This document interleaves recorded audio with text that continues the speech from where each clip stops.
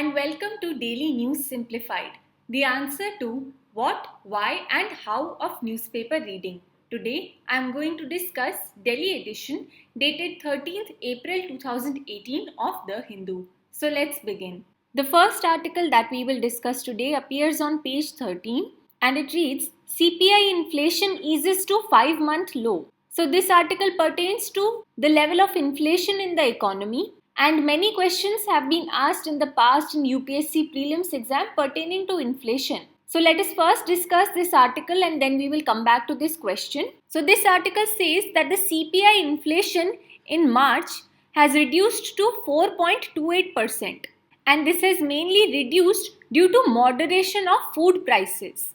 So from the past few months, inflation had been rising, but now finally retail inflation has started easing to some extent and it has reduced to 4.28% in March. However, you should remember that RBI's medium-term target for inflation is 4%. That is, in the medium term, retail inflation should be 4%. However, in March, retail inflation is 4.28%.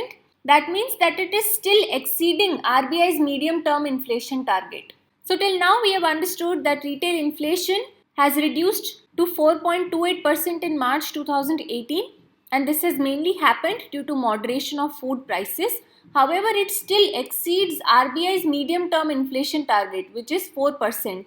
And from this we also understand that RBI is mainly responsible for maintaining the level of inflation in the economy. Now let us also discuss what were the factors that were leading to inflation in the past few months and what are the future uncertainties pertaining to inflation in the economy. So if we discuss the factors causing inflation in the past few months in India, the first important factor is rising global crude oil prices.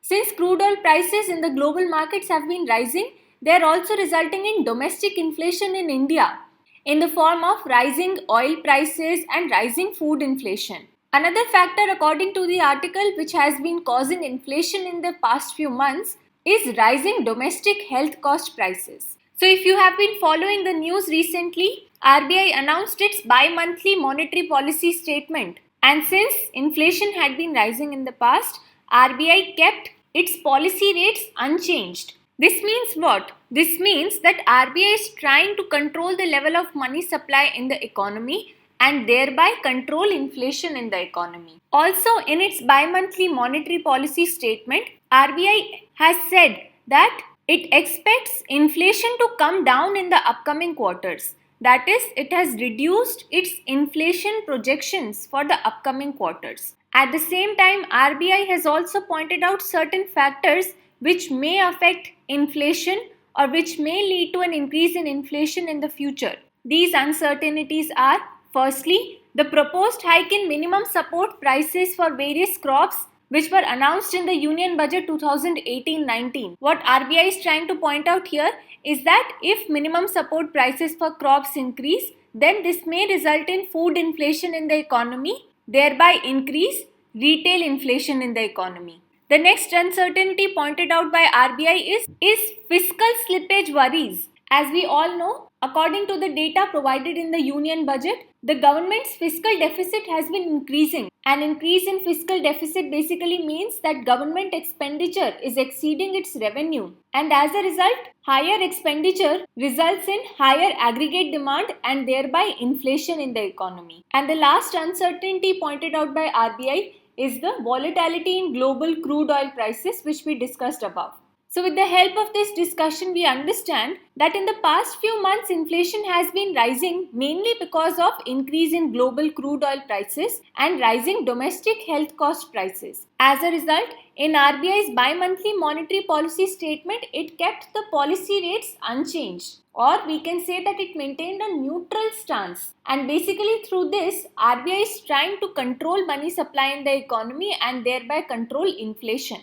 Even though RBI has reduced its future inflation projections in the upcoming quarters, there are still certain uncertainties which the RBI thinks may affect the level of inflation in future. These uncertainties are an increase in minimum support prices, increase in fiscal deficit of the government, and volatility in global crude oil prices, and these factors may further affect the level of inflation in the economy. Now let us come back to the question. So this question says, with reference to inflation in India, which of the following statements is correct? Option A, controlling the inflation in India is the responsibility of the government of India only. This is incorrect. The RBI has no role in controlling the inflation. This is also incorrect. As we can see that RBI plays a direct role in controlling inflation. Then it says decreased money circulation helps in controlling inflation. This is correct because decrease in money supply directly results in decrease in prices in the economy. And the last option is increased money circulation helps in controlling inflation. This is also incorrect. So the correct answer here is that is decreased money circulation helps in controlling the level of inflation in the economy. So such questions pertaining to inflation are repeatedly asked in the UPSC prelims exam, and hence the students should understand the concept of retail inflation and what factors affect the level of retail inflation in the economy. With this, we will move on to the next article. Next, we will discuss this pictorial that appears on page 11, and it reads Regional Discontent. Now, this pictorial talks about the terms of reference of the 15th Finance Commission. And the topic of Finance Commission has been asked repeatedly in UPSC prelims exam. For example, questions have been asked pertaining to the 14th Finance Commission, pertaining to the recommendations of the 13th Finance Commission, and also questions have been asked pertaining to Finance Commission in general. So in today's discussion, we will talk about the terms of reference of the 15th Finance Commission, and we will also discuss all the important information that is given in this pictorial. So I am sure you all must be knowing that the 15th Finance Commission, which will be headed by Mr. N.K. Singh, has recently submitted its terms of reference. This commission will review the current status of finance, deficits, debt levels, cash balances, and fiscal discipline efforts of the Union and the states. Also, the 15th Finance Commission will recommend a fiscal consolidation roadmap for sound fiscal consolidation. Fiscal consolidation here means controlling the level of expenditures of the government so that it is able to meet its fiscal deficit targets. Next, the Commission will take into account the responsibility of the central and state governments to adhere to appropriate levels of debt and deficit levels, and at the same time foster inclusive growth in the country. And lastly, the Commission may also examine whether revenue deficit grants should be provided at all or not. So till now we have understood that the 15th Finance Commission will review the current status of finance, deficit, debt levels, cash balances, and fiscal discipline of the union government and the state governments. It will recommend a fiscal consolidation roadmap for the government. It will take into account the responsibility of the central and state governments to meet their debt and deficit level targets, and at the same time foster inclusive growth in the country. And also it will examine whether revenue deficit grants should be provided at all or not. Now we will discuss some of the key issues for consideration by the 15th Finance Commission. So some of the issues to be considered by the 15th Finance Commission are the impact of the fiscal situation of the Union government on enhanced tax devolution to states, which was recommended by the 14th Finance Commission. So here I hope you remember that the 14th Finance Commission had increased the tax devolution to the states from 32% to 42%. So now this issue will be considered by the 15th Finance Commission, that is, what will be the impact of this fiscal situation due to enhanced tax devolution to states by the 14th Finance Commission. Next, 15th Finance Commission will consider the impact of GST that was introduced last year, along with the payment of compensation for loss of revenue for 5 years. I hope you remember that when GST was introduced, it was argued that it may result into reduction in tax revenues for some of the states. So the government had announced that for the first 5 years of the implementation of GST, the states will be compensated for the possible loss of revenues. So 15th Finance Commission will take into consideration this step. Also, this commission will consider the abolition of various cesses. Next, it will take into consideration the efforts that have been made by the states in expansion and deepening of tax net under the GST. It will also consider the progress that is made in moving towards the replacement rate of population growth. Now, what is this replacement rate of population growth? Replacement rate is the level of fertility at which a population exactly replaces itself from one generation to another. And in the case of developing countries like India, the replacement rate is 2.1 children per woman. So the 15th Finance Commission will take into consideration the progress that has been made in moving towards this replacement rate of population growth. Next, it will consider the progress that has been made in increasing the tax and non-tax revenue, promotion of savings by adoption of direct benefit transfers and public finance management system.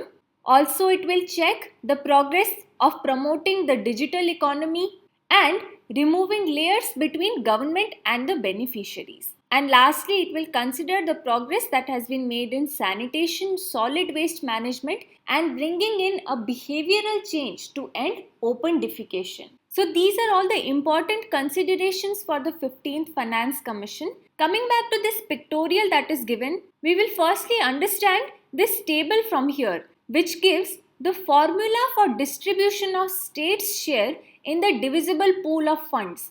So you must be knowing that the main function of Finance Commission is to give a formula on the basis of which taxes will be devolved from the center to the states out of the total divisible pool. So this table gives the different factors and their percentage during the 13th and 14th Finance Commission. And for the 15th Finance Commission, they will come when the final report comes for 15th Finance Commission.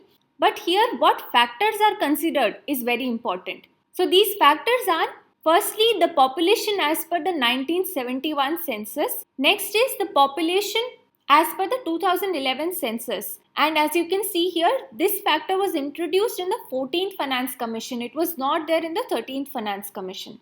The next factor is income distance, area, forest cover. Also, forest cover was used during 14th Finance Commission and not during 13th Finance Commission. And fiscal discipline. So now, one of the major reasons why there is so much discontent pertaining to the terms of reference of 15th Finance Commission is that the 15th Finance Commission has said that it will use the 2011 census to make its recommendations. However, it is being argued that if it disregards the 1971 population and considers only 2011 population, then those states that have reduced their fertility rates significantly will be affected. Affected in what sense? Affected in the sense that if 2011 census population is considered, then those states which have a lower total fertility rate in 2011 compared to 1971, they will be given a lesser share out of the total divisible pool of funds, mainly because they have reduced their population growth rates. And it is being said that this is not a correct approach. So I hope with the help of this article, you have understood about the terms of reference of the 15th Finance Commission. What will be the key issues for consideration by the 15th Finance Commission? You have also understood what are the factors that are used in the formula for distribution of funds from the divisible pool to the different states, that is the different population census, income distance, area, forest cover and fiscal discipline. And we have also understood why there is a discontent among states due to the terms of reference of 15th Finance Commission. Discontent is there because they are going to consider only the 2011 census population, and this may reduce the share of revenues for those states that have considerably reduced their fertility rates and reduced their population in 2011. We have also understood about the concept of replacement rate of population growth. Also, we can solve this question now. It says, with reference to the Finance Commission of India, which of the following statements is correct? It says it encourages the inflow of foreign capital for infrastructure development. This is incorrect. It facilitates the proper distribution of finances among the public sector undertakings. This is also incorrect. We are only talking about the distribution of funds out of the divisible pool from the center to the states. Next, it ensures transparency in financial administration. This is also incorrect as this is not a direct stated goal of the Finance Commission of India. So hence the correct option is option D, that is none of the statements A, B and C are correct here. So even though the final recommendations of 15th Finance Commission have not been announced yet, you must understand what is the discontent pertaining to the terms of reference, since questions pertaining to this have been asked previously in prelims exam. So you should understand this topic from the prelims exam point of view. With this, we will move on to the next article. Next, we will discuss this article that appears on page 11 and it reads IRNSS-1I to enrich navigation fleet. So ISRO has launched its IRNSS-1I satellite using a PSLV C-41 rocket. And the important point to note from here is that the IRNSS-1I satellite was the 8th satellite in a series of satellites and it completes the first phase of the NavIC constellation system. Here the term NavIC stands for Navigation with Indian Constellation. Before IRNSS-1I, ISRO has launched 7 other navigation satellites from IRNSS-1A to 1G, and the previous satellite 1H was lost due to a faulty launch last year. And hence IRNSS-1I is the 8th satellite in this series. So basically this NavIC system will be India's own GPS system and it will have 3 functions, namely it will provide precise information on position, navigation and time related to objects or people. Secondly, it will have a civilian and restricted military application to aid security and disaster management. And lastly, it will help in fleet monitoring on land, air and sea. So with the help of this discussion, we have understood that IRNSS-1I satellite has been launched using a PSLV C-41 rocket and it is the 8th satellite in a series which completes the first phase of the NavIC constellation system or the Navigation with Indian Constellation, which is India's own GPS system. This GPS system will provide information on position, navigation and time. It will have a civilian and military application as well, and it will help in fleet monitoring on land, air and sea. And apart from this, there are 4 other GPS systems in the world and we should also know their names as they are important from the prelims exam point of view. These are United States system's name is GPS, Russia's system is GLONASS, European Union system is Galileo and China's GPS system is Beidou. Out of these, the GPS systems of US and Russia are fully operational and the GPS systems of European Union and China are still under the process of development. So this topic is important from the point of view of science and tech sections in the UPSC prelims exam. All students must know about the IRNSS-1I satellite and the NavIC constellation system, and they should also remember the names of these other GPS systems of other countries. With this, we will move on to the next article. The next article we will discuss appears on page 18 and it reads Tracking Phytoplankton Impact on Climate. So with the help of this article, we will try to understand some points about phytoplankton, and in the UPSC prelims syllabus, it forms a part of general issues on environmental ecology, biodiversity and climate change. So this article says that NASA is studying the world's largest phytoplankton bloom in North Atlantic to understand how it influences the climate every season. In this respect, we will understand some key points about phytoplanktons. So firstly, you should understand that there are 3 types of marine organisms. These are floaters, which includes the phytoplanktons and zooplanktons. Then there are nectons, which are swimmers, for example fish, whales, etc. And then there is the benthos community, which live on the sea bottom, for example mollusks. So from this we understand that phytoplanktons belong to the floaters category of marine organisms. Basically, phytoplanktons are microscopic plants. Other examples of microscopic plants are like algae and diatoms. The other category, that is zooplanktons, are microscopic animals. These phytoplanktons produce their food through the process of photosynthesis. Phytoplanktons are found up to a depth of 200 meters below the sea level, and this depth of 200 meters below the sea level is known as photic zone, and it is the limit up to which sunlight reaches. Next, phytoplanktons are primary producer green plants, and they are also called as autotrophs. And these autotrophs grow within a very short span of time and cover a very large area of the sea surface. And the areas with dense cover of phytoplanktons are called as marine pastures. Another important point associated with phytoplanktons is that when too many nutrients are available, then these phytoplanktons may grow out of control, and then they form what is called as harmful algal blooms. These blooms can be of any color, and the blooms with red color are usually called as red tides. Also, these harmful algal blooms can form extremely toxic compounds that can have harmful effects on fish, shellfish, mammals, birds, etc. And the last point that we should know is that in a food chain, phytoplanktons are consumed by the zooplanktons and zooplanktons are consumed by fish, etc. And this is an example of a grazing food chain. So with the help of this discussion, we have understood many key points about phytoplanktons. Firstly, there are three types of marine organisms, that are floaters, nectons and benthos. And in the floaters category comes the phytoplanktons and zooplanktons.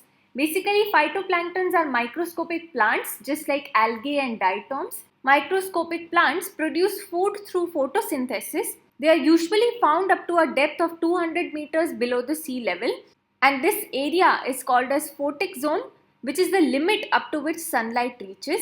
These phytoplanktons are primary producer green plants, which are also called as autotrophs. We have also understood about the term marine pastures, which are areas with dense cover of phytoplanktons. Also, when phytoplanktons grow out of control, they form something which is called as harmful algal blooms, and the red colored blooms are usually called as red tides. And lastly, we have understood that in a grazing food chain, phytoplanktons are consumed by zooplanktons, which are consumed by fish. A question relating to phytoplanktons has also been asked in the prelims exam, which said human activities in the recent past have caused the increased concentration of carbon dioxide in the atmosphere, but a lot of it does not remain in the lower atmosphere because of, and these statements are given, it escapes into the outer stratosphere, the photosynthesis by phytoplankton in the oceans, and the trapping of air in polar ice caps. So the correct answer is option B. With this, we will move on to the next article. The next important article appears on page 9 and it reads, Can Ayushman Bharat make for a healthier India? So this article talks about the Ayushman Bharat scheme, and I have covered this scheme in detail in an earlier DNS video. So let us revise it from there. So Ayushman Bharat Health Scheme is a very important scheme that has been announced in this year's Union Budget, and recently the Union Cabinet has approved the launch of the Ayushman Bharat scheme, which is a part of the National Health Protection Mission. So first of all, we should know that the Ayushman Bharat Health Scheme is a centrally sponsored scheme, and the Ayushman scheme has subsumed two ongoing centrally sponsored schemes, and these are the Rashtriya Swasthya Bima Yojana and the Senior Citizen Health Insurance Scheme. And the concerned ministry for this scheme is the Ministry of Health and Family Welfare. Now, after discussing these points, let us look at what exactly this Ayushman Bharat scheme aims to do. So this scheme will provide an insurance cover of rupees 5 lakh per family per year for hospitalization, and it will take care of both secondary as well as tertiary care hospitalization. Along with the insurance cover, the patients will also be provided a defined transport allowance under this scheme. Secondly, the benefits of the Ayushman scheme are portable across the country. That is, any beneficiary of this scheme will be able to take benefits of the scheme from any public hospital or any private empaneled hospital across the country. So the hospitals that will be providing the schemes of the Ayushman program are all the public hospitals in the states, all the hospitals belonging to the Employee State Insurance Corporation, and those private hospitals which have been selected on the basis of certain defined criteria. So this means that the benefits of the scheme will be available across the country to its beneficiaries. Next, the Ayushman Bharat scheme will play an important role in spreading cooperative federalism and flexibility to the states. Here, cooperative federalism would mean that the union government, all the state governments as well as the local governments will cooperatively and collectively implement this Ayushman Bharat scheme. Also, the Ayushman Bharat scheme will be integrated with the existing health insurance schemes of the central and state governments. Along with this, there will be a flexibility to the states to expand this scheme horizontally and vertically. So till now we have understood about all the key features of the Ayushman Bharat scheme, what type of scheme it will be, and which will be the concerned ministry for this scheme. Now let us understand how this scheme will be implemented across the country. So to implement this scheme at the national level, an Ayushman Bharat National Health Protection Mission Agency would be set up. And the states and the union territories will implement this scheme through a dedicated entity called as the State Health Agencies.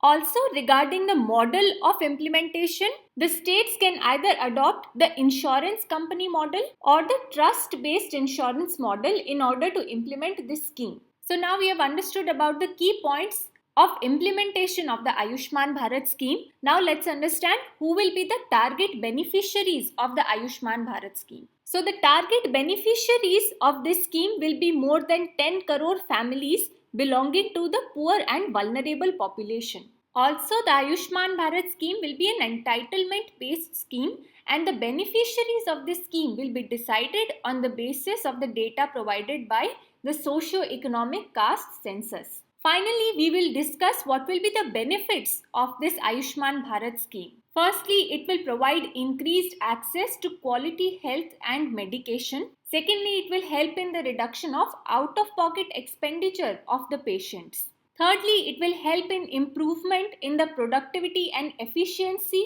of the citizens, and thus it will help in human capital formation in the country. And lastly, this scheme will help in job creation in the country. In the past, many questions have been asked on health schemes in the prelims exam, and similarly, direct questions from the Ayushman Bharat scheme can also be asked in the prelims exam. With this, we come to an end to today's newspaper discussion. Now let's move on to question for the day.